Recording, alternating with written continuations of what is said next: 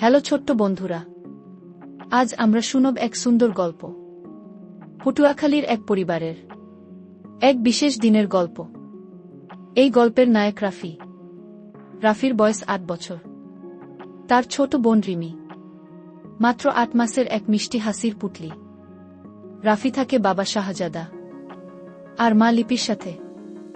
সকালবেলা এক সকালে মা লিপি রান্নাঘরে ব্যস্ত, বাবা শাহজাদা কাজে যাওয়ার প্রস্তুতি নিচ্ছেন। মা বললেন, রাফি, তুমি কি একটু রিমির দিকে খেয়াল রাখবে? রাফি গম্ভীর হয়ে বলল, হ্যাঁ মা, আজ আমি দায়িত্বশীল ভাই। খেলতে খেলতে শেখা। রাফি রিমির সামনে বসল। সে একটা নরম খেলনা তুলে বলল, রিমি, এটা কি রং? লাল, তারপর নীল, আর সবুজ। রিমি হাত নাড়িয়ে শব্দ করল।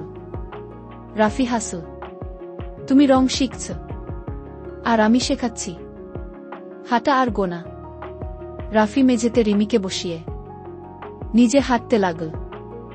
১, ২, ৩, ৪। রিমি তাকিয়ে তাকিয়ে দেখছে। রাফি ভাবল, ও এখন হাঁটতে পারে না, কিন্তু দেখতে দেখতেই শিখছে। শব্দের খেলা। হঠাৎ বাইরে বৃষ্টি পড়তে শুরু করল। টুপটাপ টুপটাপ। রাফি বলল, রিমি, এটা বৃষ্টির শব্দ। দূরে কাকের ডাক। কাকা। রাফি বলল, এটা পাখির শব্দ।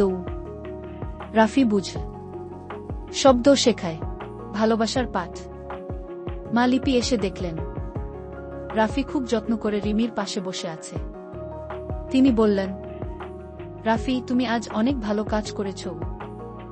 বাবা শাহজাদা বললেন, ভালো মানুষ হতে গেলে দায়িত্ব নিতে জানতে হয়। রাফি মাথা নাড়ল। সে আজ নতুন একটা জিনিস শিখেছে, ভালোবাসা আর দায়িত্ব। গল্পের শেষ। সেদিন রাফি বুঝল, বড় হওয়া মানে শুধু বয়স বাড়া না, দায়িত্ব নেওয়াও বড় হওয়া। বন্ধুরা, তোমরাও যদি তোমাদের ভাই বা বোনের খেয়াল রাখো, তাহলে তুমিও একজন সুপার ভাই বা বোন। গল্পটা ভালো লাগলে লাইক দাও আর চ্যানেলটা সাবস্ক্রাইব করো। আবার দেখা হবে আরো নতুন গল্প নিয়ে।